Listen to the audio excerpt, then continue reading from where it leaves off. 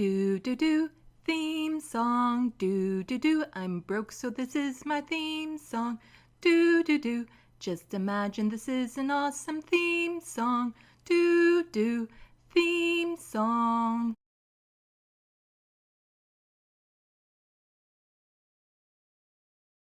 Hello, welcome to Left of the Box. Bonjour, bienvenue.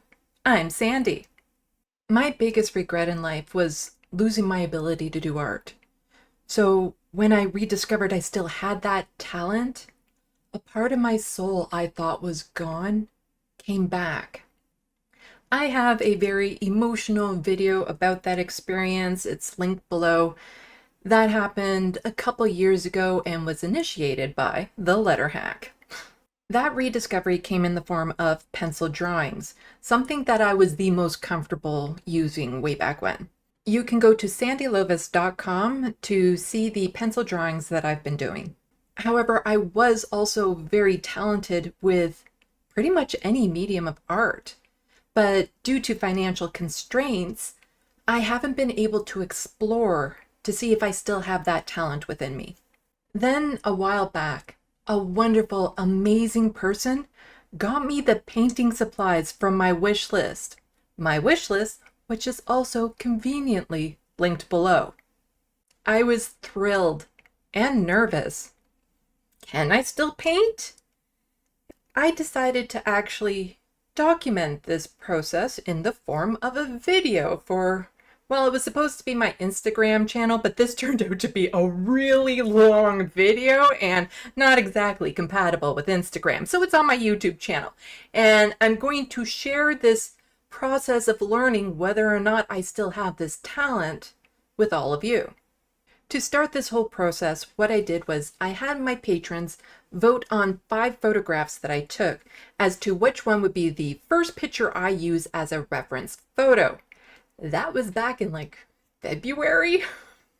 ADHD. It can be a mess. I'm actually very good with deadlines, but not self-imposed deadlines. And if they're not there, then it's really hard for me to remember to get around to it. Like I'll think about it and then be like, yeah. And then 2 weeks go by and it's like, oh, right, I was going to. And then 2 weeks go by and then it's like, oh, right, then that, but there was, and another 2 weeks go by. So I'm sorry it's late, but it's here. This video became something a lot more than just a journey through painting or a painting tutorial type video. I ended up just talking while painting, and I talked about how to overcome doubts, my relationship struggles. There's a little bit of politics mixed in there, but there's also my fear of aging. And I did all of this in a very honest and raw way.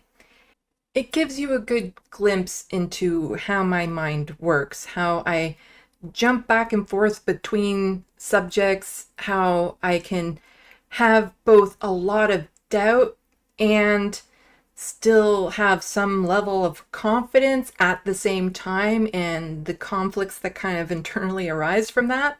I decided to leave all of this in because chances are there's other people that can relate to my struggles, to the way my brain works. And I just want people to know they're not alone with all of this. Thank you so much to the people who got me the tripod, the little lapel mic, my painting supplies, all that made this video possible. If you would like to help continue to build my studio and my art career, please go check out my wish list. Like I said earlier, it's linked below. Also, you can support me by becoming a patron. Hitting buttons, sharing the video, subscribing, they all help out a great deal, and that doesn't cost anything at all.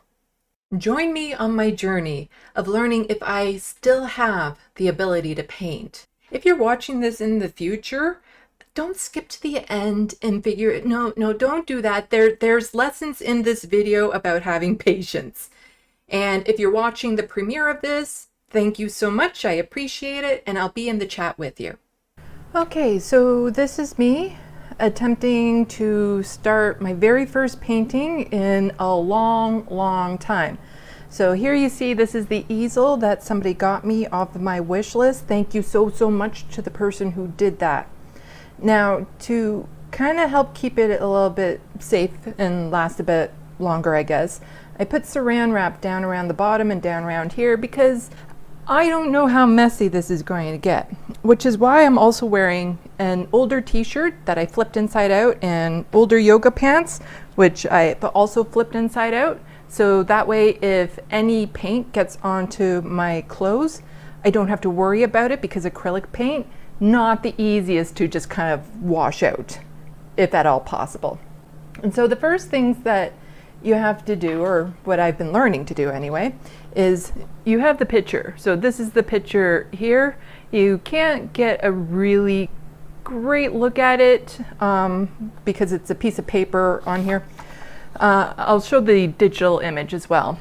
But up here you have, it's not black. This is actually a very deep green. And so you really have to pay attention to the different layers, the different colors. So you have a deep green here. You have some pink, kind of like a lime yellowy green, some peach colors and stuff. The same around here. And then you get the yellow in the bee and some white. And look at the fields of focus as well. So we have this blob of flowers back here, which are completely out of focus. And then these ones up front here, which are also out of focus. So it's a very narrow field of focus, which is on the bee right there. And so it's important to, for when I start mixing these colors anyway, to start with like a foundation color. So up here will be the dark hunter green, and then here I'll probably put down like a whole, just a base white, but like not a white, like a peachy, yellowy, off eggshell sort of kind of white. And so on this panel here, I've just kind of briefly outlined where I want the bee to be, because this is going to be larger. This canvas here is larger than the piece of paper, and I want to make sure that I fill the whole thing. So I also have a couple cups of water, because it's important to keep your paintbrushes damp and wet when you have the paint on it. You don't want the paint to actually dry on the paintbrushes. And so it's also important that once I'm done all of this, that I quickly go and wash them in the sink and make sure that I get all the paint out. The thing that I'm going to do to kind of help me with this is listen to music. Some EDM music is what I like to listen to. So I won't be able to actually have that playing while, I won't be able to record any sound while that's playing because of copyright issues and all that sort of stuff. So I will take breaks every now and then to maybe mention something. Okay, so another thing that I just went up and did, because I had actually forgotten to turn my pants inside out before I mentioned that, so I got up and did that.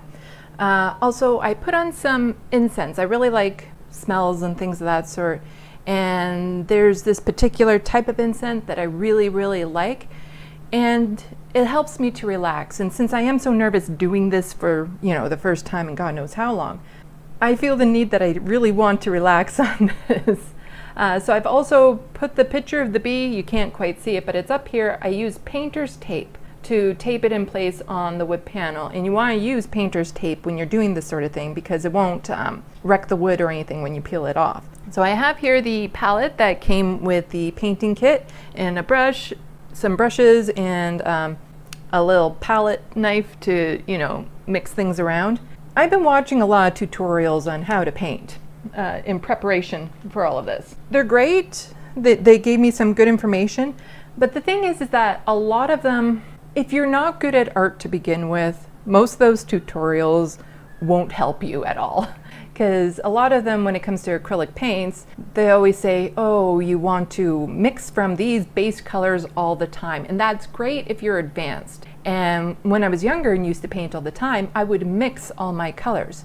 I don't see what the big deal is from going from this deep green here, when I mentioned that's a deep green up there, which looks very similar to this deep green, but then using different gradients within this, which is already mixed. Basically, when it comes to painting, you have to do what feels right to you. You can watch the tutorials, they can give you some clues on brush strokes and things of that sort, but it's really, this is your art.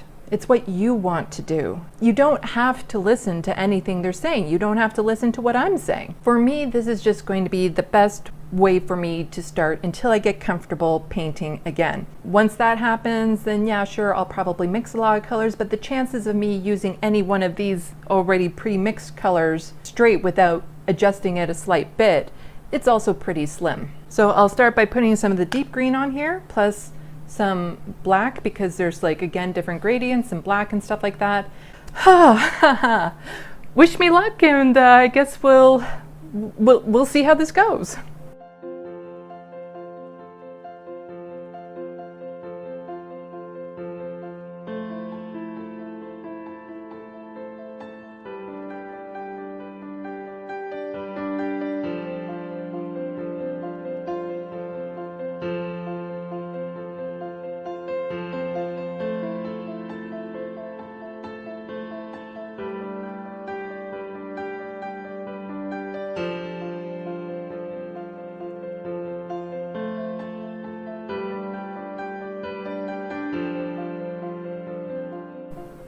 Okay, so while I'm waiting for this part here to dry before I go on to the next part, I'll just explain a little bit more of what I did.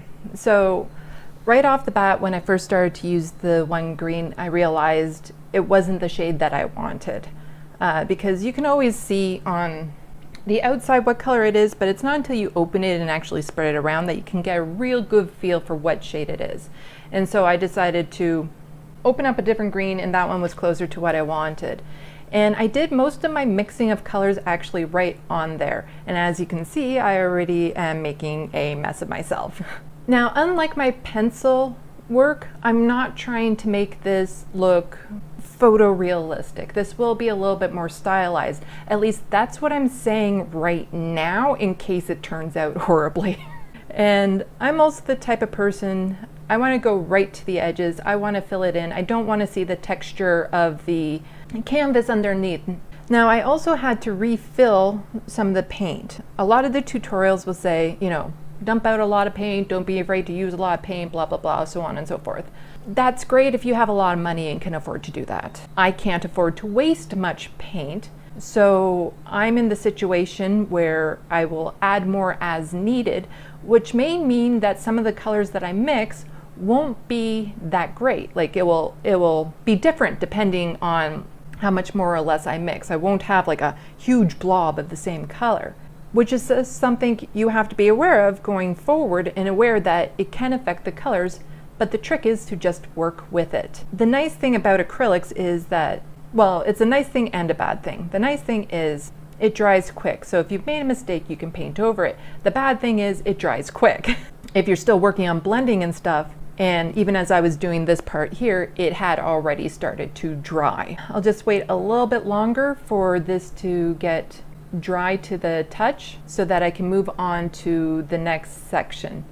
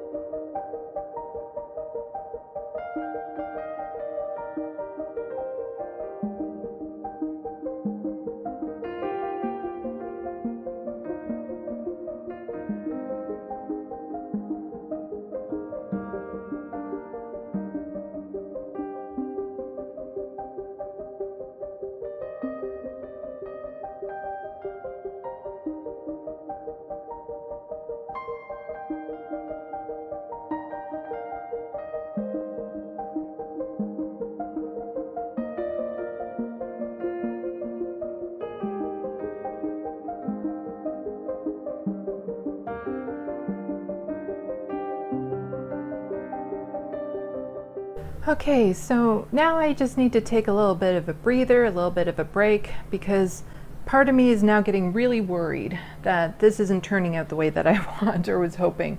I guess part of the trick of painting is don't be so focused on how you want it to turn out specifically. Instead, just go with whatever creation seems to come about, because again, this is my first painting in decades. For me to expect perfection is unrealistic, although it is a very also normal thing for people to do. You know, they have a certain outcome in mind that they want. Whether or not they can get it is another thing. But I have to remind myself again too, the plan wasn't to make this photorealistic. You know, that's what my pencil drawings are for. I'm very good at making those photorealistic. This can be more stylized.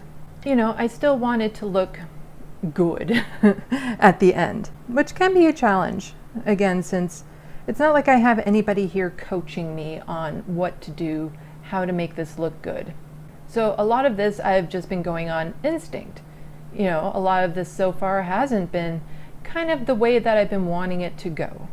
So it's just a matter of me again reminding myself, what are my goals right now? Is my goal to make a masterpiece? You know, again, first painting I've done in decades. Is it going to be a masterpiece? No, it's not. It's a matter of, will this be something that I'm happy with at the end? You know, will this be something that I look at and I think to myself, you know what? That's still pretty damn good. And, you know, I gave my patrons the choice of which picture to select. And full disclosure, this one is not easy to start with because there's a lot of different textures, there's a lot of different layers, all that sort of stuff. So part of me kind of did this to myself, you know, by allowing my patrons to have a choice. But I appreciate it, you know, because I want to have my patrons kind of involved with what I'm doing more as well. So I've been working a lot on just different textures, different blending. My palette, as you can see, is getting quite full of different blends and colors. But that's okay because right now I'm just focusing on, you see, part of me has to hold back. Up here, in this corner here, I was already starting to make a flower, but I gotta remember, right now that's not what I'm doing. Right now I'm just focused on the base layer.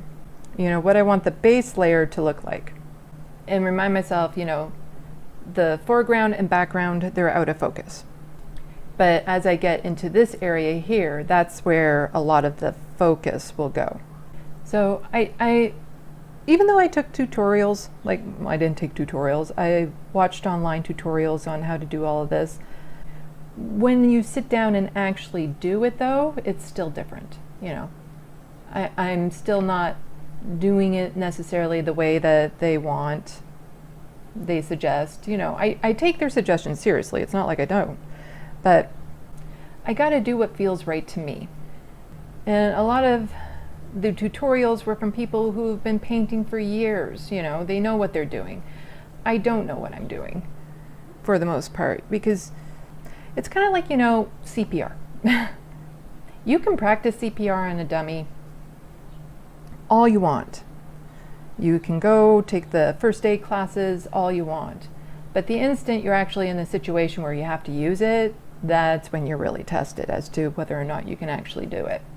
Like this painting project, it's not about me being able to paint so much as it is me being kind to myself.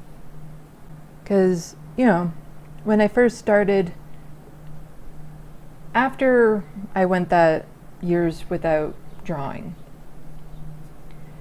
and I never really got back into it, it was because I thought I'd lost my ability to do art. And part of it was I wasn't being kind to myself. You know, I wanted perfection right away, which wasn't going to happen. And I would start a painting or a drawing and it wasn't looking the way I wanted, and then I would immediately freak out and think, okay, it's done, I'm over. Whereas, again, with the challenge that the Letterhack did that one year, that I actually was on Twitter and saw, where he's like, okay, people, for my birthday, draw me a picture of Sam Cedar. And I was also a huge fan of Sam Cedar and stuff, and I thought, you know what, why not give it a try? Why not see what I am capable of? And so I think it was because I was doing it for somebody else, in a way, that I was able to push past my first initial doubts and get it to the point where it started to form. Because the thing about painting in general and art in general is a lot of the times it doesn't look good until it does. Like a lot of this just looks like a big old colored mess. And part of it needs to be a big old colored mess right now because that's what the original picture was. I wasn't doing something simple like here's just a simple apple or anything of that sort. Nope, it's lots of plants and things of that sort. But I always failed in the past because I gave up too soon. And so even though right now I'm looking at this and I'm at that spot where it's like I have a lot of doubt that this is going to turn out not even just the way that I want, but turn out looking good at all. I have that doubt right now. And so I just have to remind myself to push through it. Remember, art really was an outlet for me. It really did save me in times when I needed an outlet. And, that's why when I thought I lost my ability to do art, I lost a part of my soul. But it's really important to just keep going. Like the reality is, this is probably not going to look, I'm looking up at the picture, this doesn't look anything like it right now. But that's the thing, it's a reference photo. I'm not trying to duplicate the photo. It's not like, again, it's not like my pencil art where it's a portrait of somebody specific. This is me just exploring what I'm capable of. Seeing what is possible when you just, put brush to canvas. After this, I'm probably going to take a larger break because I have to make sure that this gets dry, because then I'll be starting to add a lot of the lighter colors on top of it as well for the different flower and blooms and things of that sort. It's nerve-wracking.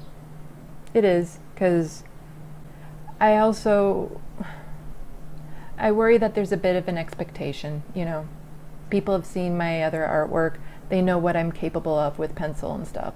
And I worry that there is an expectation from the person who was so kind as to buy me all of this art supply, the patrons that I have that helped me select this picture, that they might be expecting something a lot better than what I can do. And I know if I were to talk to any of them, they would say that's not the case, because my patrons are the best. They're people, just like me, and that's the trick. They're people just like me.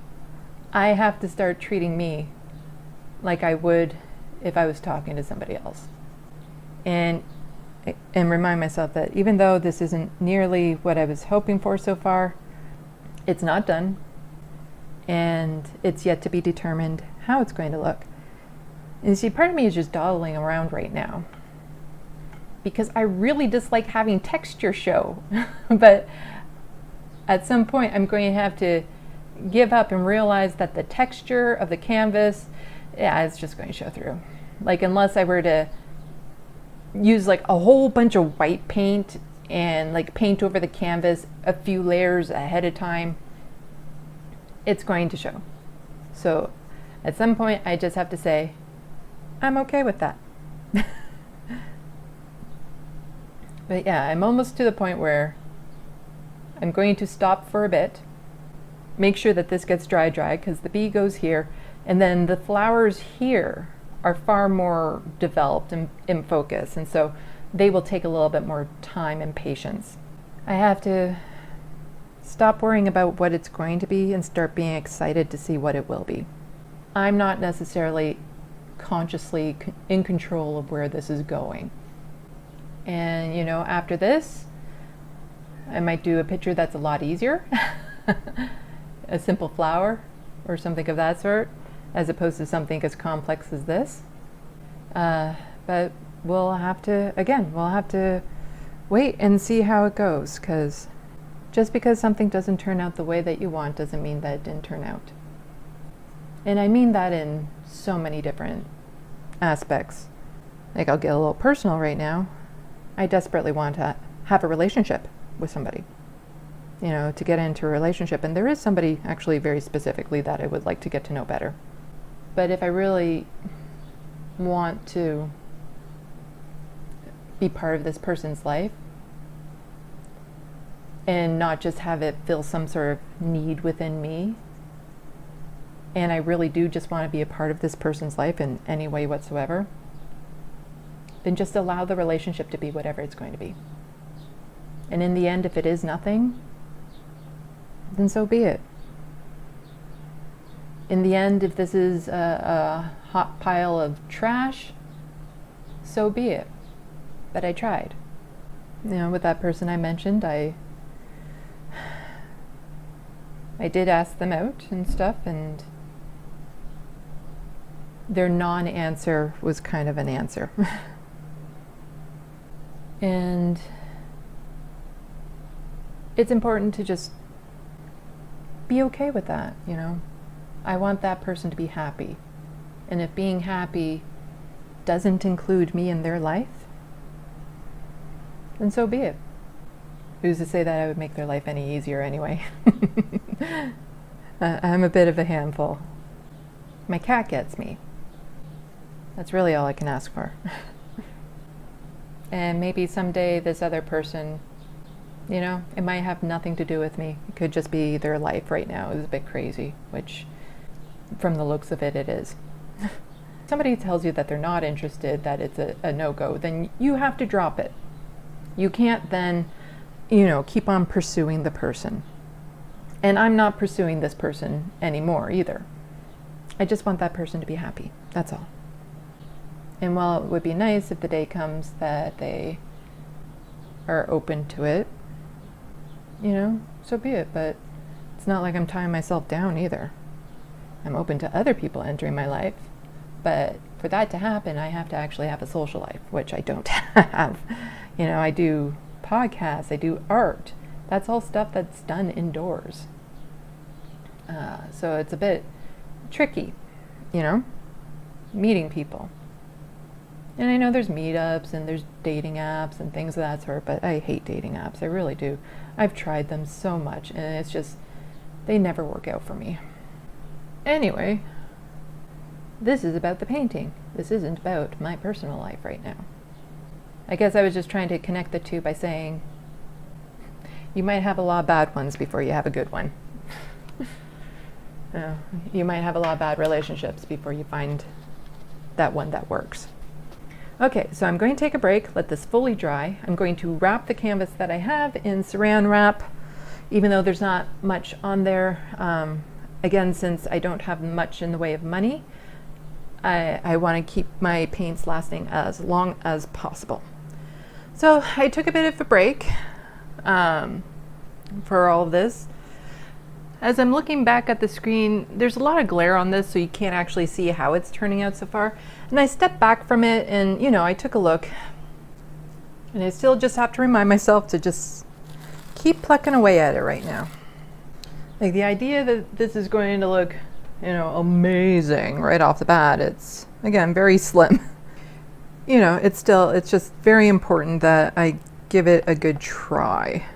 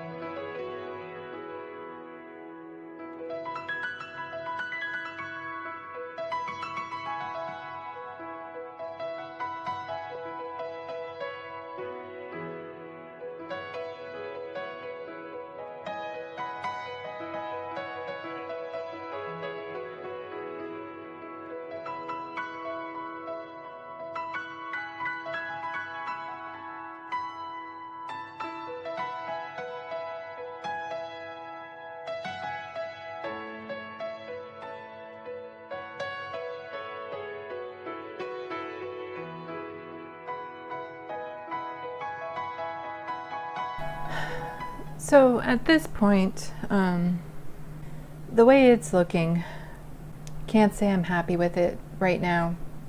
It looks very amateurish. I think I realized a lot of the mistakes I already made, and I feel a little disappointed in myself because objectively this doesn't even look good. Like at one point I thought I had something going, and then it just kind of fell apart. So I can push through it, see if I can finish this, or start over. So what I should probably do is just at least finish this and then start over on another day when I'm a little bit more rested. Because I'm just not happy with this at all. And yeah, I'm just a lot disappointed in myself. I guess I'll get the bee done on another day when I'm a little bit more rested. I'll do it again.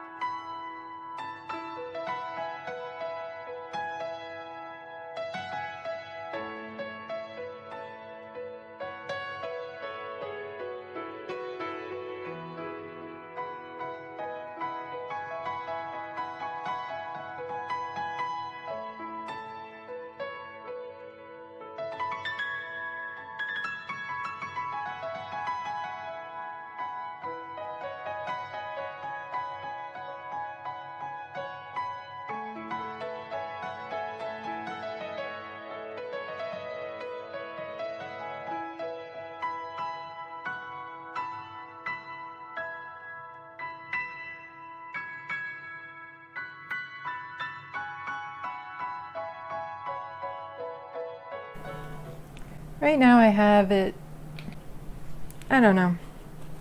I'm looking at this and like I said, I'm really not happy with how this turned out. I'm very disappointed in what I did. And at this point, I have a lot of extra paint still on the palette that I need to use up in a way. I doubt that there's anything I can do to salvage this. And the trick again is to not let this defeat me completely. Take this as a learning lesson. And like I said, try again later. I think I know what part of the problem is.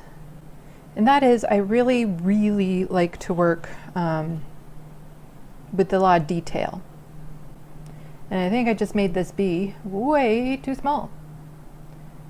I think I need to make it like much larger. And again, this photograph is just a reference. So if I make the bee like twice the size and not so much just this kind of background thing going on, I think then I stand a better chance of making something that I'm not wholly disappointed with, because this is not as good as when I was younger. And again, I have to remind myself it's been decades since I've even tried. But it's hard not to beat myself up, because there were a few brief times when I thought I actually had something. I want to remember what it was like to paint the way that I used to. Because there was a time when I did art that pretty much any canvas, any medium that I did, I could do, you know. I can make a beautiful picture with. When I thought that I had lost that part of me, I really felt like I lost a part of myself. But it's important to just keep trying, I guess. Because this isn't good in a stylized aspect. It's not good in a photorealistic aspect. And I think part of the problem was I listened too much to the tutorials. Because in the tutorials, they're all about, you know, put down a base colors and stuff of that sort, and I tend to forget this is acrylic. I think I was more used to painting with oils, and I think that's where part of the problem is coming in, because oils so easy to cover up mistakes. Like, as much as I say that, oh yeah, there's no pressure put on myself for this and stuff, there still is. But part of it is the paint isn't doing what I thought it would do, and again, I think that's just me getting used to the medium. Like, I guess acrylics are a lot more watery than I thought they would be. Because I could have swore that I've done acrylics before, like I used them before, but this feels different. But I think now that I have a better feel for it, I can maybe move forward. Because yeah, those tutorials, as helpful as they can also be very depressing. Because you see these people and they just do this amazing, amazing artwork. And they make it look so easy. But again, they've been doing it for years and years and years. So it is easy for them. But for someone like me, who's just, really am just starting again, it's hard. You know, it's a little bit demoralizing when they make something look so easy and you try your best and you get something that's really just something you weren't expecting, and not in a good way. Like, I'm also really mad at myself because I do have a fair bit of paint on here still, but I don't think there's anything else I can do to this to make it any better. So yeah, I think I'll try again. And I'll stick with this picture, despite how complicated it is. And I think, like, really the only part that I'm happy with is this dark background. Like, that turned out exactly the way that I had hoped it would. But everything else is just wrong. I'm sorry. I was expecting something a lot different than this. Oh yeah, you can't, just looking back, yeah, you can't really see it because it's all glared, but here, maybe that saran wrap was not a great idea.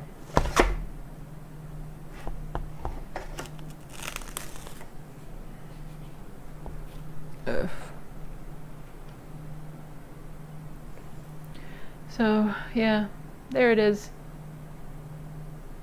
I'll take a picture of it too and post it, but yeah, this is nothing like what I was hoping it would be. I'll try again later.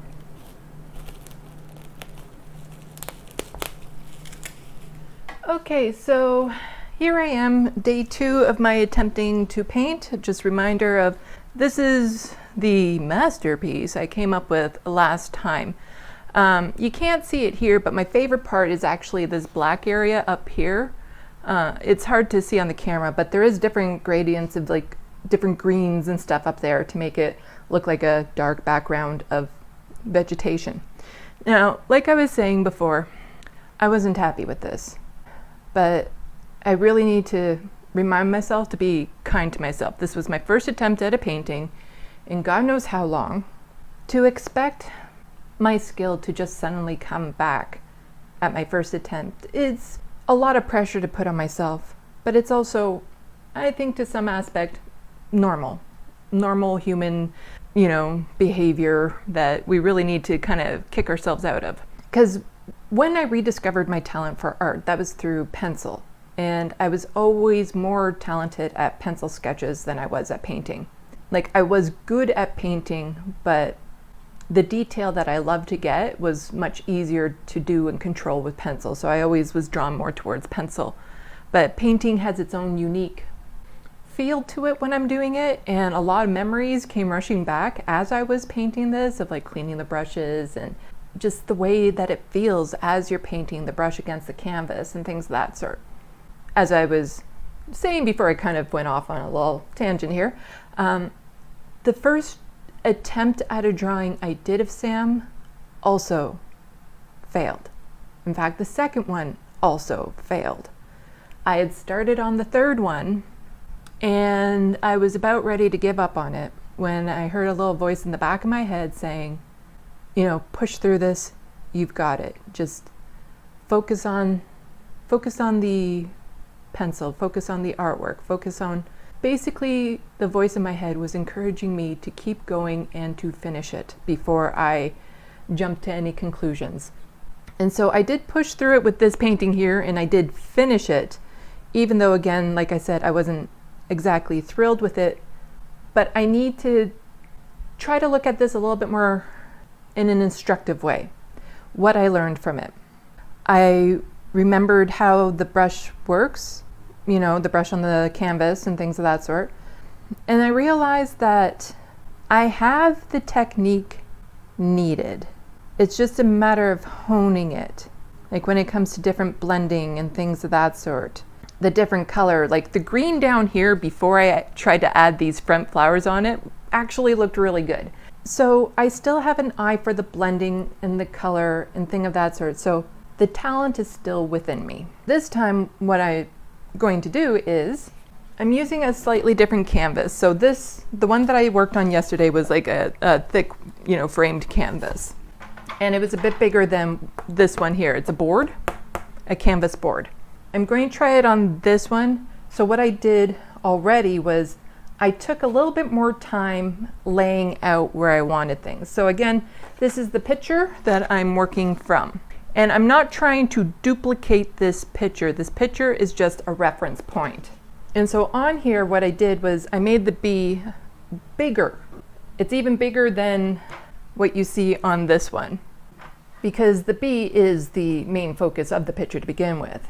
And then I also took more time to kind of draw out where the background is. So you have the background, the top here, which is, you know, let's look back at this picture. So I took more time basically studying this. And so you have the background here, which is its own section that kind of runs over to here. And then you have this medium section here, which is in focus, and then another section down here that is out of focus. And so those are three distinct areas that will have different techniques used. And the other thing I did was sometimes I focus so close into the picture, I miss detail, like I need to step back. And so up here, I realized that there's more of a pattern than what I was doing. I was just kind of messing around before, but you see the pink dots more or less, and then you can kind of see that there's white around it. So that's the flower around it. And so I need to focus a little bit more on the patterns that are available to me. Now, one thing that I was trying to do with this painting, which I think didn't help me at all, this one here, was I was listening too much to the tutorials and not following my basic instinct. Again, the tutorials on YouTube that you find, they're done by people who know what they're doing, you know, who've had tons and tons of practice at this. So much so that there's probably a lot that they forget to tell you because they just kind of think you intuit it, you know it. And a lot of their techniques are also done by people who know what they're doing.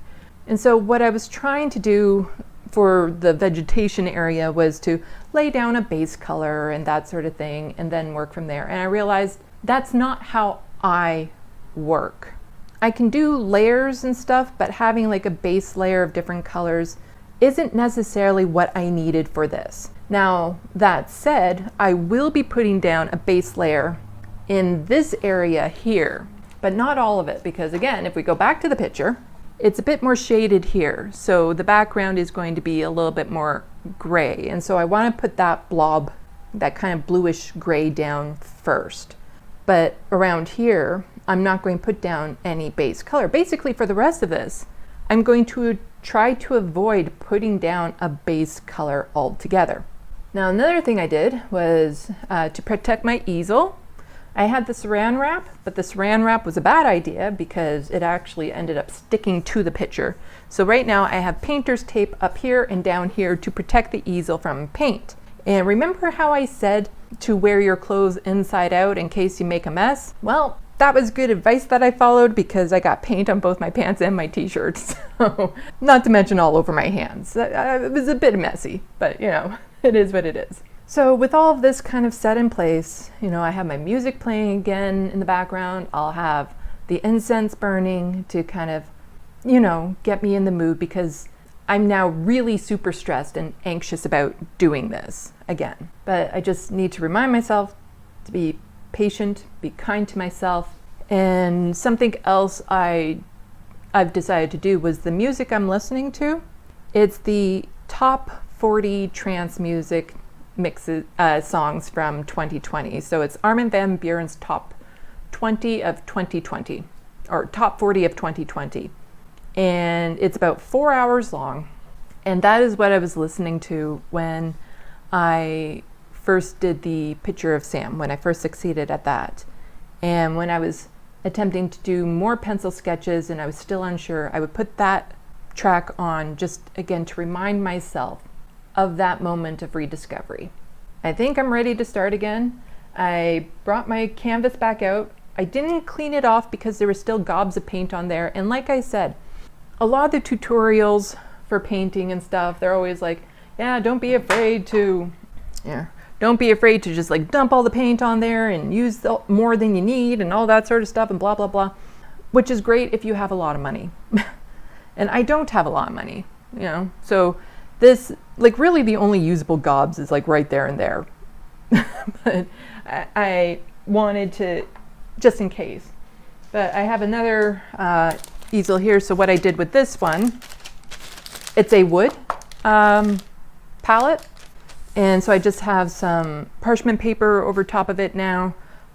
So that'll be easier to clean up in the future because I'm not sure how much cleaner I can get that canvas even once I start washing it off with like soap and water and maybe even get some paint remover for it. Because one of the difficult things with this and one of the reasons why I feel bad is the paints and canvas cost a lot more to make mistakes with. So like the first couple drawings that I did of Sam, it's just a piece of paper. It's just some pencil, like not even worth, like in total it was probably 5 cents worth of stuff. Whereas when you mess up on a canvas, when you mess up with paints, it could be easily $10 to $15 worth of supplies. There's that added pressure of doing something with that. And again, this is something that a lot of the people in the tutorials, they don't think of because they're in a much better position to be doing this to begin with. So with all that said and done, I'm going to try my best to relax and be kind to myself and start over. I will probably have to turn the air conditioner on from time to time. That's another problem that I'm having indoors right now is that I have a fan on and I might have the air conditioner on because it's really hot in here. And of course that will dry out the paints even faster. Wish me luck and we'll see how attempt number 2 goes.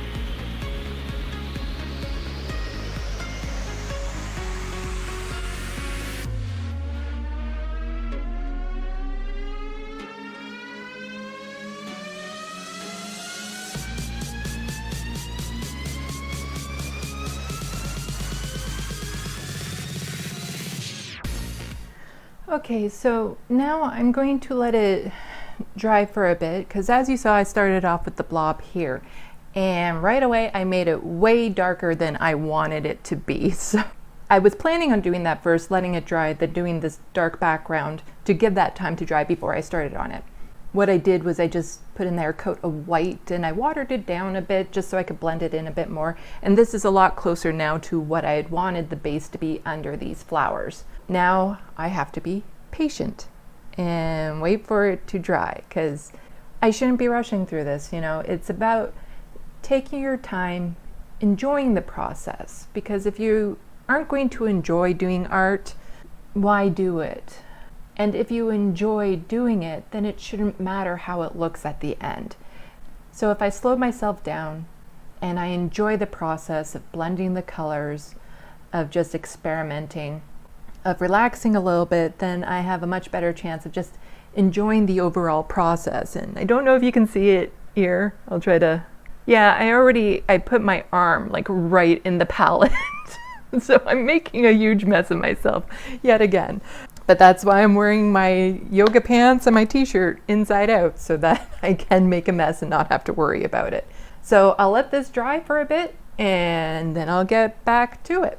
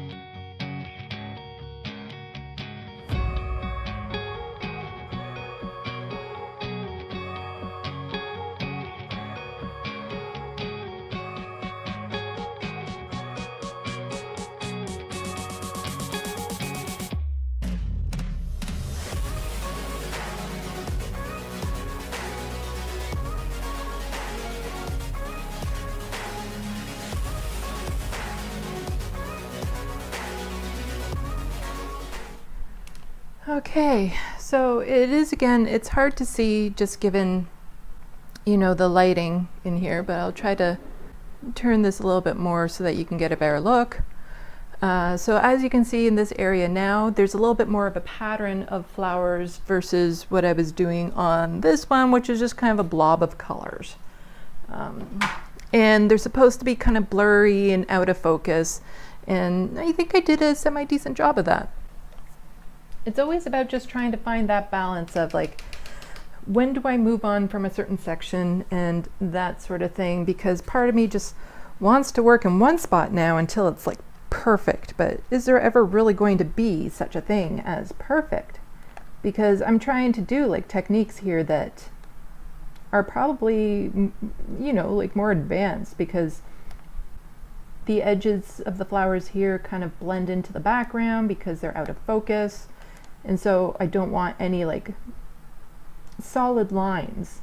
I want it to be kind of messed up a bit, which you would think would be easy, but you want to make it a little bit more random. You don't want to make it uniform across. Otherwise it will look like it's uniform across, and that's not what the image is. And so now that I have that part, I think it's done. And so even though I'm not laying like a base coat down, I still want to be sure that there's no naked spots on there, that, you know, every spot has been covered with paint. I don't want to leave like any of the actual canvas showing through, which can be a little bit hard to tell if you're using white paint, but you know, there is a little bit of a difference in the matte color type thing. Because this isn't like pencil where you purposely leave negative space. Like, I don't suppose there's anything technically wrong with doing that with a painting, leaving some of the actual canvas bare. Like, it's all, I guess, what you're going for. And now that I say it out loud, I think if part of the canvas is bare in this, but nobody can tell because it just looks like it's part of the picture, then I say go for it. It's still a bit nerve-wracking doing all of this, you know, trying to get something, again, because not trying to go for perfection here, despite how much I'm trying to go for perfection. Because when it's a representation of something, you know, it really will end up being in the eyes of the beholder. Like, some people will think, oh wow, that looks amazing, while other people will be like, eh. But that's kind of like when you're doing impressionist art, that's what it is. Like, when I'm doing a pencil drawing that's supposed to be photorealistic, you can tell it's good when it looks like the person or when it looks like the pet. You know, when somebody who sees the picture who didn't even know that I drew it or something be like, oh my god, I recognize that person, without seeing the reference photo. Like, that's when you know you've done good. But when you're doing kind of more impressionist, abstract, just general concept, it can be a little bit more difficult to get something that people might say, oh yeah, that's great. It all depends on the person's taste. And I've seen some paintings out there where you kind of wonder, it's like, how on earth did anyone think that's good, but it's up in a museum or something of that sort, because enough of the right people looked at it and thought, wow, that's amazing. So that's the thing about art in general, like music, art, the videos I'm doing. It can be the best thing somebody has seen.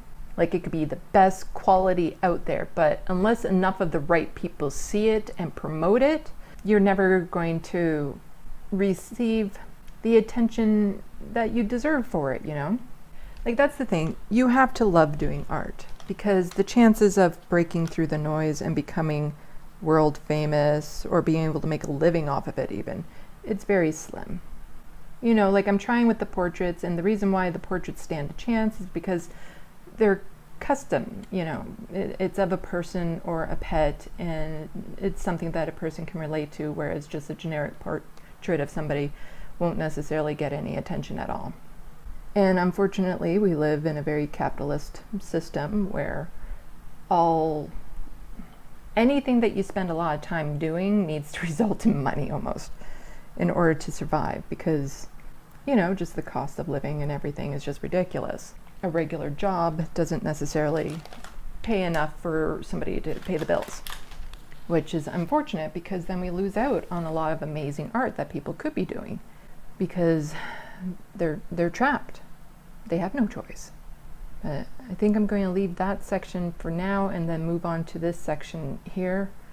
Like, for me, the trickiest part will be the flowers in this area. The flowers that are supposed to be in focus. Those will be the trickiest ones to do.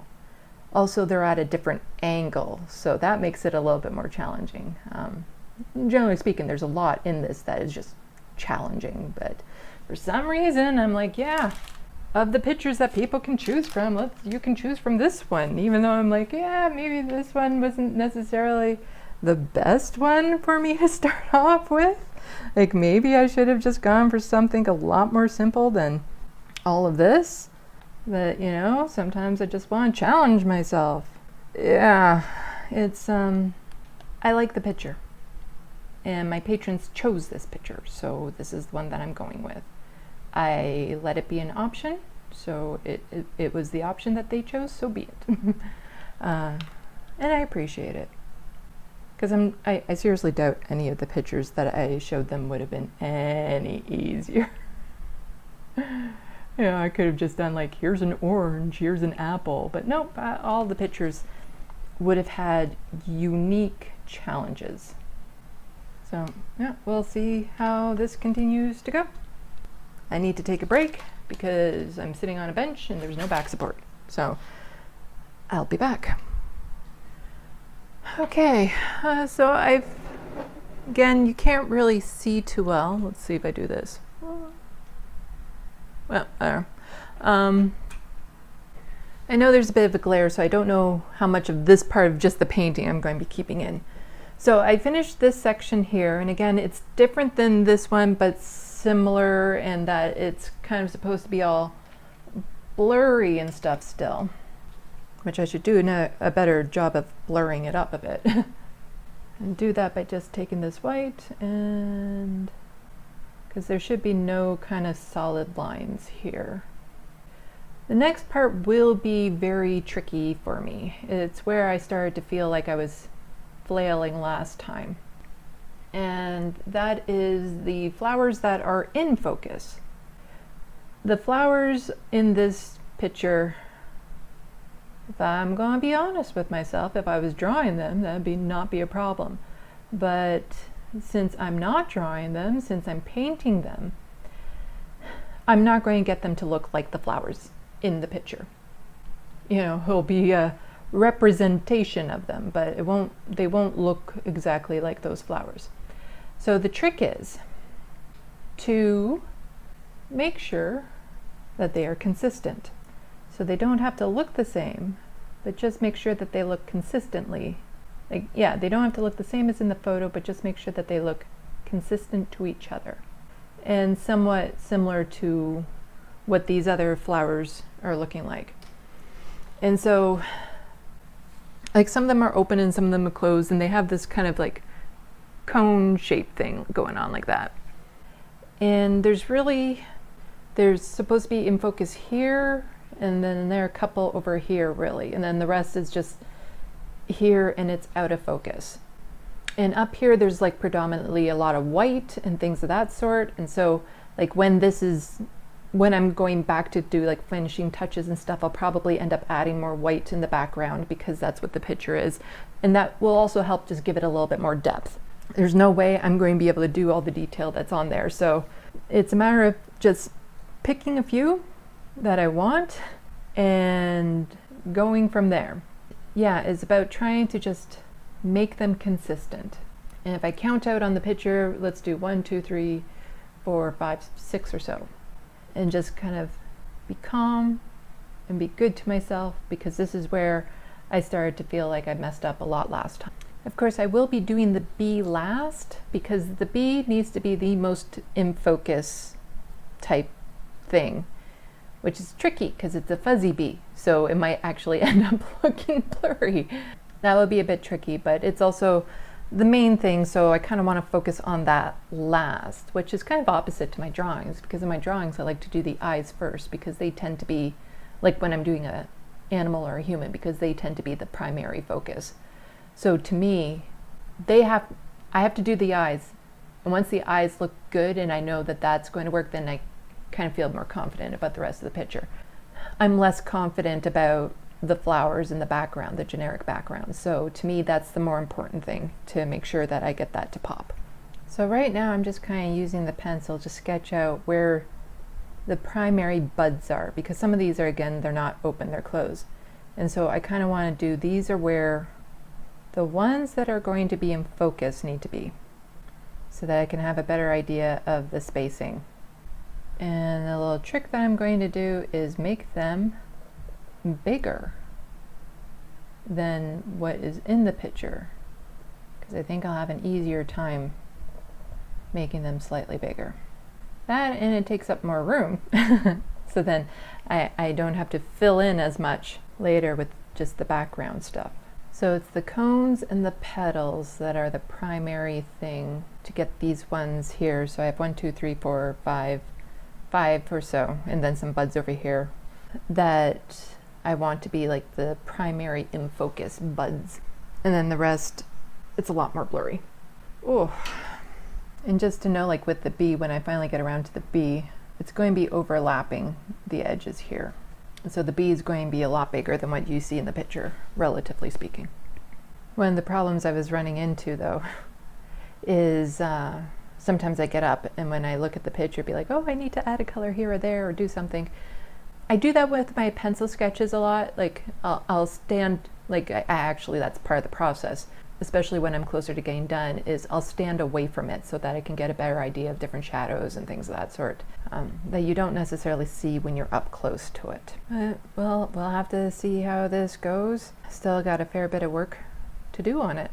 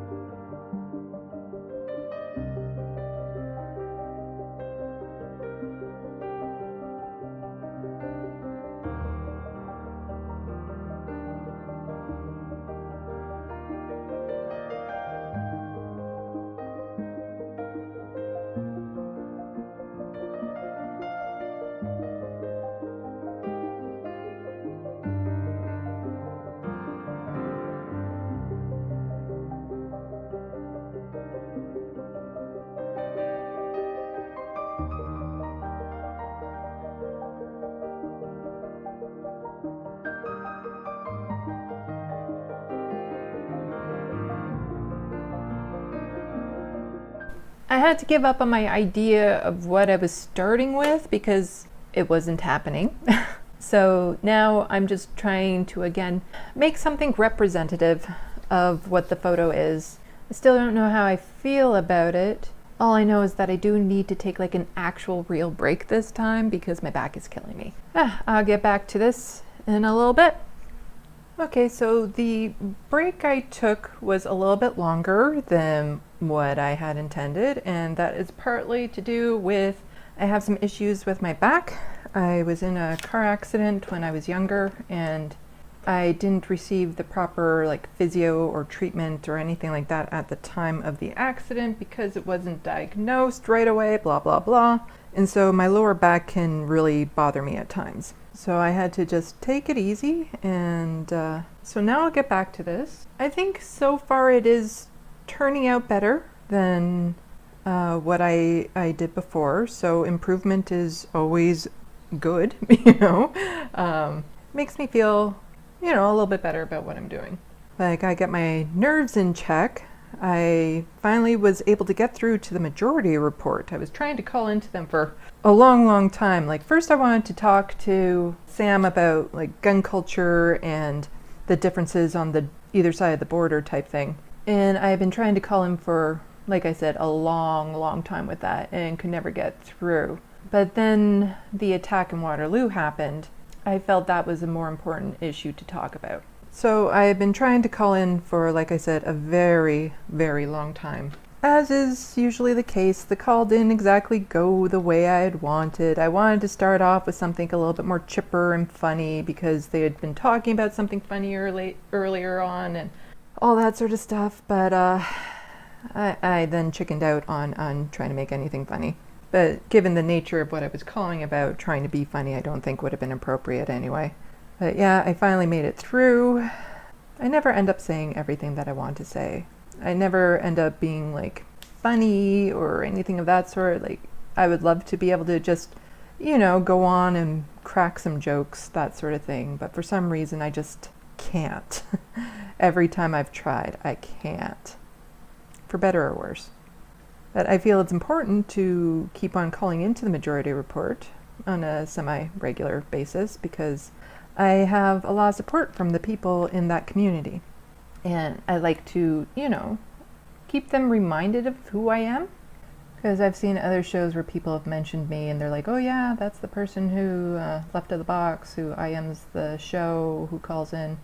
Yeah, the Majority Report community has just been really supportive and really good to me, so I like to call in, but I still get so extraordinarily, extremely, insanely nervous when I call in. Because, like I said, for people who watch my other videos, I have a lot of anxiety about phone calls with people I don't know. Like, if it's somebody I know, I can sit on the phone for hours. But when it's people I don't know, especially when there's more than one person, like there is with the Majority Report, and I don't know them, like I can't tell if they're getting my humor.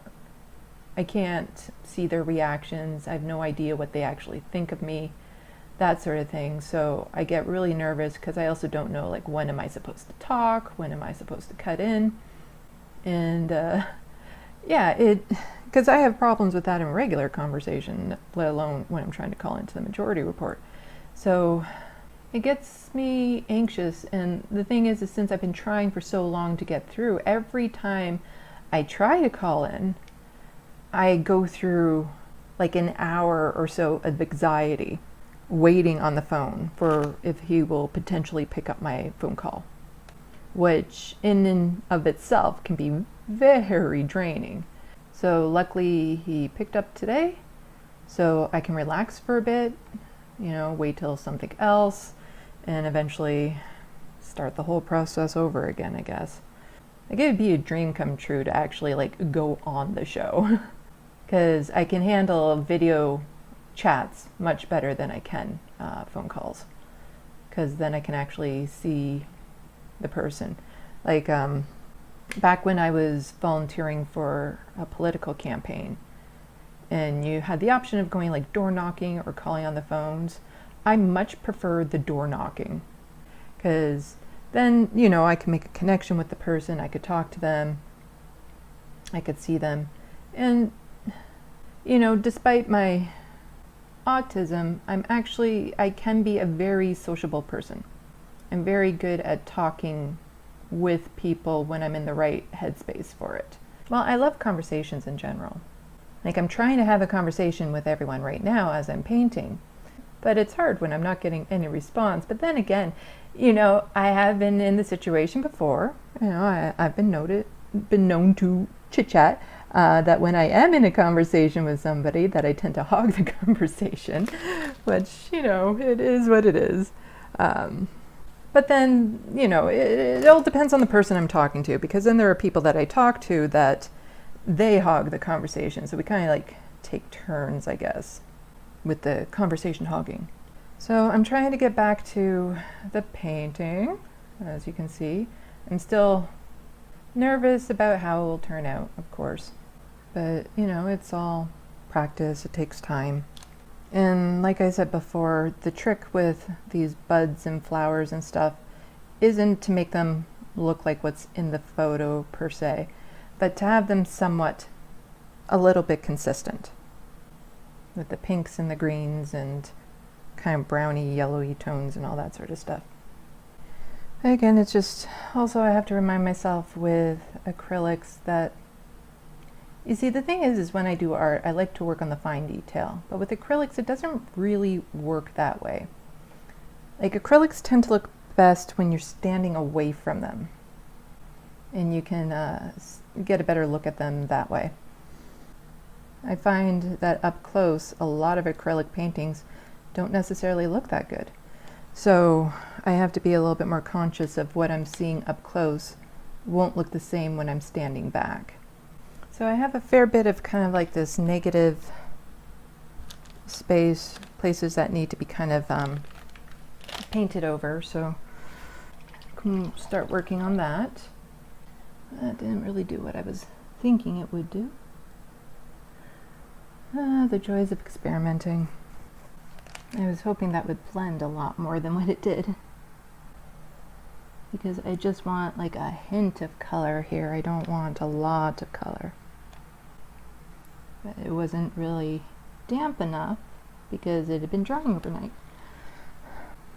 Because the top here, the black looking area isn't actually all black. So I wanted to make that a little bit more pronounced than what it has been.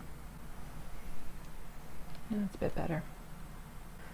I don't know. I wish I could do a better job calling into the majority report.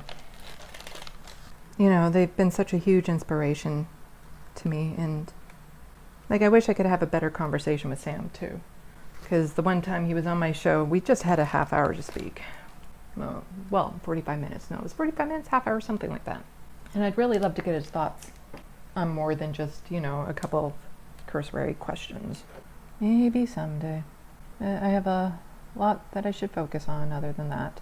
And now that I've made the call, I can focus on other things. I wouldn't mind trying to get into the leftist mafia. People have been wanting more representation, not so many cis people on there.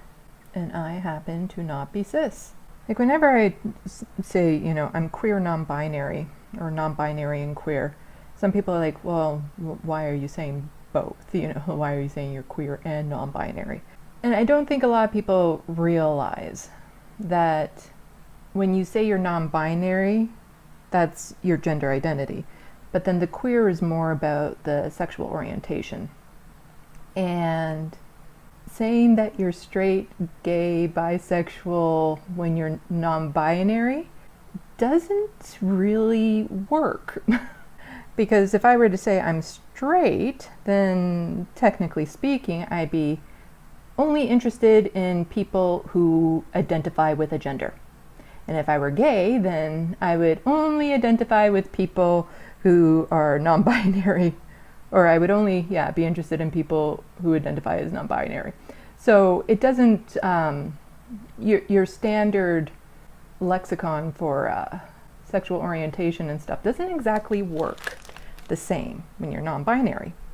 And it's also, like, my sexual orientation is also a lot more complicated than that. Because back when I was still identifying as cis, the term I would use is heteroflexible. And basically, like, what it means is that I prefer men, male bodies, men in general. I'm sexually attracted to men. However, in my case, it really is just a preference. Because if I hit it off with somebody of a different gender, like emotionally on a mental level, like we just click, I am more than happy to have a relationship with them if that is what they also want. And then those relationships do get physical because, you know, the sexual nature of it is an expression of intimacy. And I've had a girlfriend and I've had a couple boyfriends, but I guess if I'm going to tie it back to what I was talking about the first day, me being disappointed that the person I was interested in doesn't seem to reciprocate that interest. And again, that's fine. It is what it is. But I'm just starting to really get worried at my age that I'm never going to click with anyone. Because I am, you know, I'm getting older. And as somebody who presents female, you get the stigma, the whole thing about, you know, aging and what that does to your options and things of that sort. And I don't want to feed into it, but I also can't help it at times. Like, I can't help but feel like I'm only getting less and less attractive, and I was never really attractive to begin with, apparently. Because I fall into this weird category of lots of people think I am attractive. Like, they look at me and they say, well, I can understand why other people are attracted to you. Like, I mean, I'm not attracted to you, but I can definitely understand why other people would be. I get that so much. And it really does get frustrating at times. I'm in this weird category of everyone thinks I should be attractive, and yet nobody is actually attracted to me. And I've been single for the vast majority of my life, and I would like to not be single for a bit, but it's a challenge meeting anyone. Like I said, I do videos at home. I do art. It's at home. Like, everything I do is at home. I don't get out that much. I used to get out a lot more, but then I run into this problem with men in general, is that they meet me and there's like an aspect of me that they fall for. Like, just one element they find appealing. And they fall for that, but then they don't see me as anything other than that one thing. And then they want to make the relationship all about that one thing. And even when I try to challenge it, say that I'm not just that, or there's other things that, might not actually work out between us, they just don't want to hear it. They don't pay attention. And I tend to shut those relationships down really fast because I don't have the patience for that sort of thing. And I know, like, every time I talk about like relationships issues and stuff that I have when in a public area, like on Facebook, the rare times that I have, and in videos and stuff like that, I'll always get, a couple people commenting like, oh yeah, I'd be interested if we were close. Or I also get a lot of people saying, if I wasn't already in a loving relationship, I would totally be into you, which is just like, fine, great, whatever. Why are you telling me that? And also that would also mean that I would have to be interested in that person, and I'm not necessarily interested in that person. Anyway, what was I saying? Oh yeah, so they usually just cling on to this one idea of who I am. And like I said, I mentioned this online, and then I'll always get some people saying, I am interested in you, or I would love to go out to coffee with you, or something of that sort. And I don't know how much of a problem it's going to be making videos, the parasocial relationships, because I've never, I don't receive much harassment or anything really. But I feel like I should make it clear that if a person is a fan of mine online and they're interested in me, the answer is straight up not interested in them. And it's nothing, like, it's not about the person in particular, it's about why would I be interested in somebody if they've only maybe sent me a couple messages? Like, I have no idea who the person is. It takes me a long time to fall for someone because I have to see a whole bunch of traits that kind of fall into place. And so it can take me a long, long time to actually like really, truly fall for somebody. And if somebody just sends me a couple messages, or I just know their screen name and I don't even know their real name, like, what am I supposed to do with that? And then also the other reason why I get kind of put off by it is that what you see on the camera, it is definitely authentically me. You are seeing who I am, but you are only seeing a very small part of me. So it'd be kind of like saying, I like this pizza based on only eating the pepperoni that's supposed to be on it. But you don't also know that there's like pineapple on there as well, and ham, and all these other things. And some things that might make it so that you don't want to touch that pizza. And so I'm not interested in people who only like me based off of a very small part of me that they see, because again, it runs into that trap of they put a lot of their own, and they fill the gaps of what they don't know about me. And they are often quite wrong. And then they can be surprised or disappointed when they find out I'm not actually like whatever it is that they think I am. But some people cling on to that and they don't accept it when I'm something else. And then that to me is like you fall into like toxic type relationships. Like, I guess maybe it's just the autism in me, but if somebody starts with a lot of negative, bad behavior and they show no interest in changing or anything of that sort, I don't put up with it. I don't hyper focus on one small aspect of them to the point where it's like there could be toxic elements about them that I overlook because of this one thing about them that I like. I don't do that. I can't do that. And if I see somebody doing that towards me, I get very turned off by them. Because then they stop listening to what I have to say, to what I'm saying, and all that sort of stuff. They just want me to be something I'm not. And truth be told, I'm also a little put off by people who are interested in me first. Which I don't think makes any sense. But again, I think it's because I'm put off by people if I don't think they know who I am and they're expressing, like, I'm not just talking about like they're interested and they want to get to know me better. Like, that would be fine. But for a lot of people, it's like full-fledged, like they want a relationship right away before they even know who I am. And that just seems so weird to me. And truth be told, it's not like I even run into that problem all that much because, again, I'm not nearly as attractive as people seem to think I am in reality.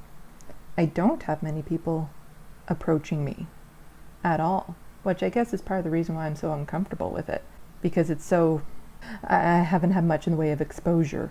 And I never understood it really, because, I have friends that I would literally see men stop traffic for, just so that they could say hi to these girls that I was with. Like, the only time that I received a lot of attention was when I moved to Toronto. And Toronto is a much more diverse city than the city I grew up in. Like, a lot more diverse. And being in my early 20s with a lot of, shall we say, TNA, I had very well developed breasts and nice big round butt. Black guys were all over me.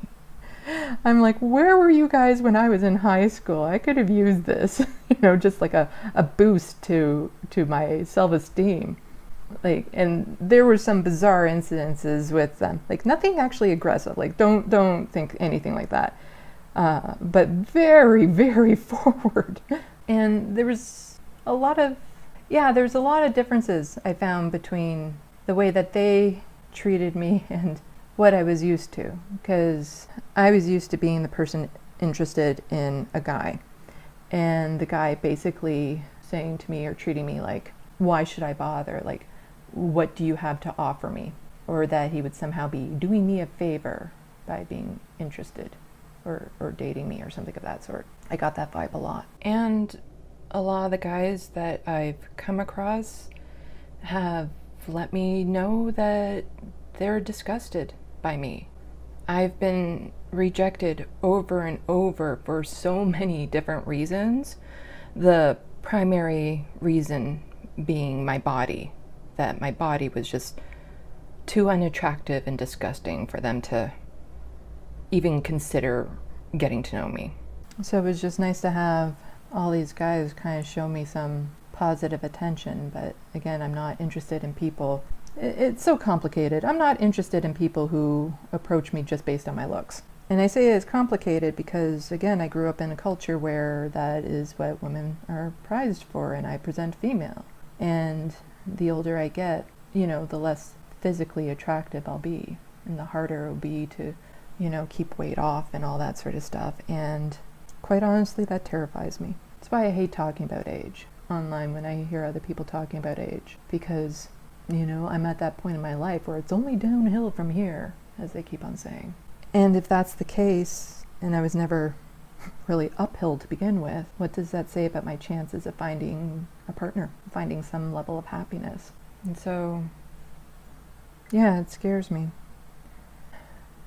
Because I might get into, some physical issues, health issues. One of the things that actually terrifies me the most is something will happen to my ability to be able to do art. Like, it runs in my family to have tremors in their hands. Yeah, that scares me so much that I had all these years that I could have been making art, but I didn't realize that I had this talent deep down in me. I thought I had lost it. And to me, it's like, it would only make sense in the universe that I finally rediscover this amazing talent I have just for something to happen to take it away. So that scares me a lot. I don't know, there's nothing about getting older that really appeals to me. Yeah, I'd like to find someone. Anyway, this has gotten really depressing. I don't know how much of this I'll even be keeping in the actual videos that I'm making about this, because these are just random tangents I'm going off on, and it's nothing really to do about my art as I'm sitting here working on it. Still not sure about how well this is going to turn out. I guess there's just a couple of things that I really feel like I'm missing in life. One of them would be to be stable financially, you know, to be able to do something I love like art and working on the videos and be able to completely support myself with it. The sense of accomplishment, to have something under me that is like I really felt like, wow, that's amazing that I did that. And I suppose to some level, that's what I could say about Rebel HQ, but then I failed at that. And there's a lot of other things that I wanted to accomplish over my life that I just never got around to. And the other thing that I'm really feeling like I'm missing in life is being in a loving relationship with someone. That's never happened. Like, I got close with my girlfriend. I absolutely adore her. Like, I still adore her. I think she's a wonderful person. We just weren't compatible. The boyfriends I had were pieces of crap. And then some people are like, oh, well, why don't you just date someone better or something of that sort? Like, it's my choice. Like, you know, like, it's only like, oh, yes, I will just date someone who's better, just like that. You know, because it requires somebody to be interested in me to make that happen. I can't just say, like, oh, yeah, that's what I'll do. And I guess fortunately or unfortunately, a lot of the people that I tend to be attracted to also happen to be neurodivergent. Not exactly shocking. Like, I could never imagine myself with a neurotypical person. And this was even like way before I understood what neurodivergent and, you know, autism and all that sort of stuff, like exactly how that expressed itself. And when I look back, like, that has always been the case. And so I can run into troubles with other people who are neurodivergent if our issues kind of clash, which has been the case before. But I'm also like really attracted to intelligence. So the person has to be as smart or smarter than me, which is a little bit tricky to find. Like, I don't want to say like, ooh, I'm all that smart and stuff like that, but you know, I probably am still above average when it comes to that sort of thing. And intelligence in a person really gets me going. Like, it doesn't matter how good a person looks to me. If they're not smart, I can't see them as being somebody to be interested in. Like, I can't be attracted to them. And that's, again, part of the reason why it takes me so long to fall for someone, is that they need to demonstrate certain characteristics like intelligence consistently for me to really be like, yep, that's the person. And then if they are able to, you know, kind of show off these traits, what happens is they might not be like what society would deem as an attractive person or something, but I see them and that's all I see, you know. I just see like this amazing, attractive person. Like, basically, in my mind's eye, they become very attractive. And part of my problem, I guess, also another one of my problems, is because I'm not physically attractive, and it's only going to get worse. And I mean that by what's under my clothes, because a lot of people don't see it, but I used to be very, very overweight, and I lost a lot of that weight. And what happened as a result of that is I have very loose, saggy skin. So what's under my clothes, you know, it wouldn't be considered attractive in any culture, anywhere around the world. And it's not something people necessarily notice when they meet me because, you know, they see me with clothes on.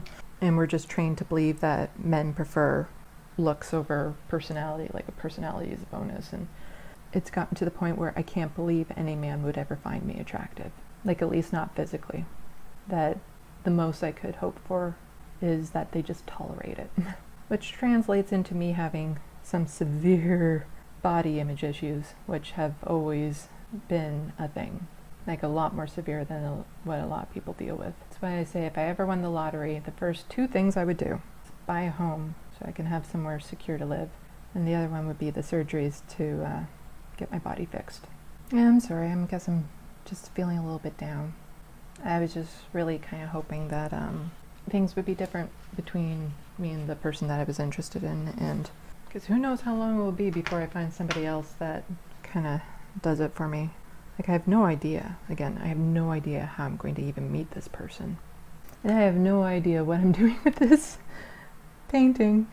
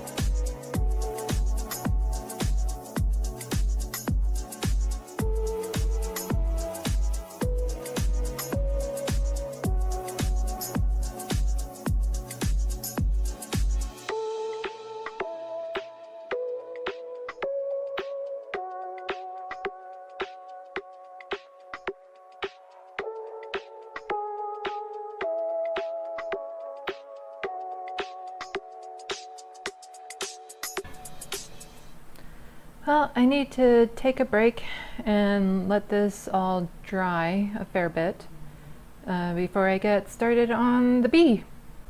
So I will be back, and this time it will be later today.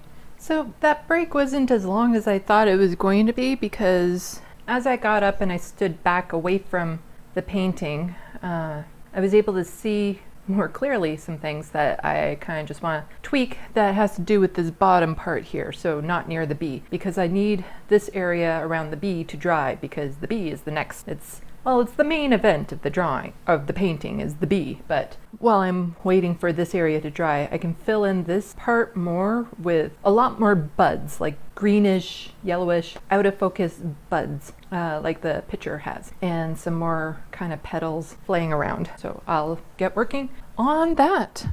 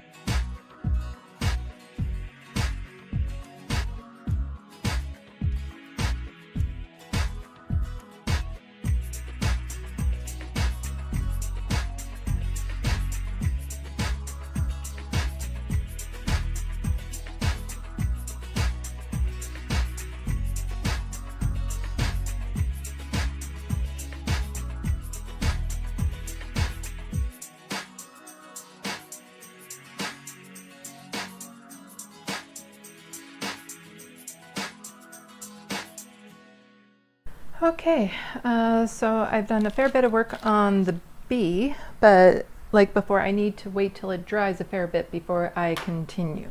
Okay, so I'm going to be back at it. Took a bit of a break, need parts of the bee to dry so that I can work on the wings and other different parts. So far, I'd have to say that I've been enjoying working on this one a lot more than I was the first one. I feel it coming together a lot better. And that's even with my mistakes, because there are some things that have happened on it that I wasn't happy with. They also still just seem to work. Like, I wasn't planning on the bee to look exactly like how it looks right now, but like I said, it also, the way the brush fell and whatnot, it like, to me it works, so that's good. I'm definitely going to need more white after this. See, some parts are tricky because, like, if it was pencil, then you can layer it, you can do all these sort of things, but here, to make it look better, I actually now have to paint over top of this black part. But it's hard to, for me anyway, to kind of predict like how this was going to, you know, lay out, because the bee is actually kind of has its little face in the flowers here. Yeah, these paints are definitely drying out fairly fast. And I just need little dabs right now as I'm doing some of these finer details. I don't need a lot of paint on the palette per se.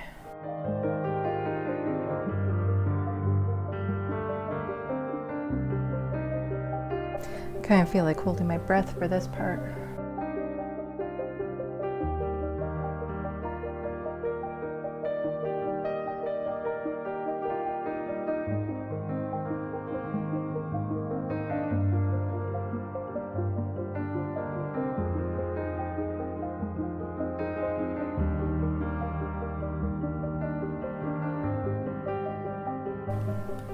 So again with this, I'm not trying to make it look exactly like the photo. I'm trying to find its own kind of unique feel for what I'm going for. Of course, my air conditioning just broke down, so that kind of sucks, but you know, at least it's supposed to get cooler over the next little while, so that means I have a little bit of time before I need to really worry about it getting fixed. I'm one of the people where I would get really sick if I don't have AC. The heat has just never been very kind to me. Okay, let's take a better look at this, maybe a little bit further away. This is something I'm definitely a lot happier with. Looks like a real painting. I think I can say I'm done. And I'm a lot happier with this one. I'll take pictures of it later, but I'll try to show you the first attempt versus the last attempt. Oops, that's the painter's tape. So this here was the first attempt. Let's pull this back a bit. There we go.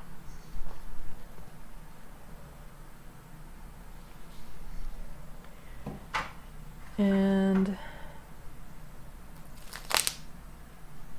this here is the second one, which I feel turned out a lot better. I'll have pictures of this online too, so you can see them side by side, but I think this one really turned out nicely. This one, which is just kind of a mess, versus this one. And yeah, you can't see it on the camera per se, but like there's like different shades of dark green and stuff in the black there. It's not just black. And in the bee, like there's a lot of very subtle colors in this that you're not going to see on the camera. But yeah, I think that one turned out really nice. I'm actually very happy with this one. Because again, when I'm looking at it up close, it doesn't necessarily look good, but as I'm looking at it through the camera on the screen, when I step away from it, that's when it really pops and seems to come alive. Okay, so there'll be more of this video in my regular spot when I'm recording. That was quite the journey.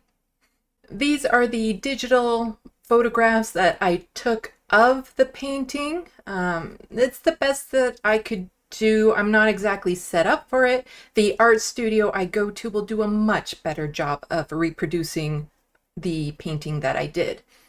But looking at them, especially side by side, and seeing the improvement just between those two, my first and second attempt, I'm blown away. And as I was saying in the video, it's really hard to see in these pictures and on the video. The black background isn't black, it's different shades of green, but I was able to take this photo here, which gives you a better indication of what that looks like. And turns out that plastic palette was actually super easy to clean. It just soaked it in water a little bit and it just like peeled right off. Now for a little bit of a twist in this story. All through this video, I was talking about the bee on the flower and, you know, the challenges of painting it and all that sort of stuff. But secretly, I was really hoping my patrons would pick it. Because you see, the last painting I ever did when I was a teenager is this.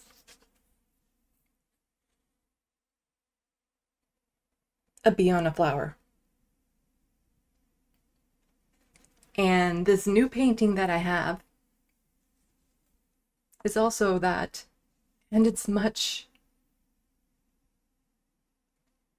more than that painting. Just like with my pencil sketches, not only did I rediscover I still have the talent for painting, I've discovered it's something so much more than I could have possibly imagined. Trying not to get emotional here. In the comments section, let me know if you would like to see more of these painting talking videos, and I can try to do a better job of setting it up and the angle and all that sort of stuff. And before anyone even suggests it, no, I'm not going to be making a second channel. I can't. I already have like 7 different social media accounts that I'm trying to maintain, and that's all a nightmarish mess. And if I try splitting up my channel to art, to autism, to politics on different things, then none of it will actually get done. And the thing is that Left of the Box, it's me. It's who I am. All the videos I make are a reflection of me in one spot. So being subscribed to this channel, you'll get a variety of topics, a variety of styles, a variety of, yeah, just me. So I know it's not great for the algorithms, but I'm doing the best I can. Again, thank you so much, everyone, for your support through all of this. I really appreciate all of you being here with me for this. Don't forget to do that button thing. I won't go through the whole spiel yet again. You know the routine. You're a fantastic audience. You can read my mind right now. You know exactly what I want you to do. Salut, à la prochaine. Thank you for watching and stay tuned. I'm Sandy, wishing your tomorrow is better than your today.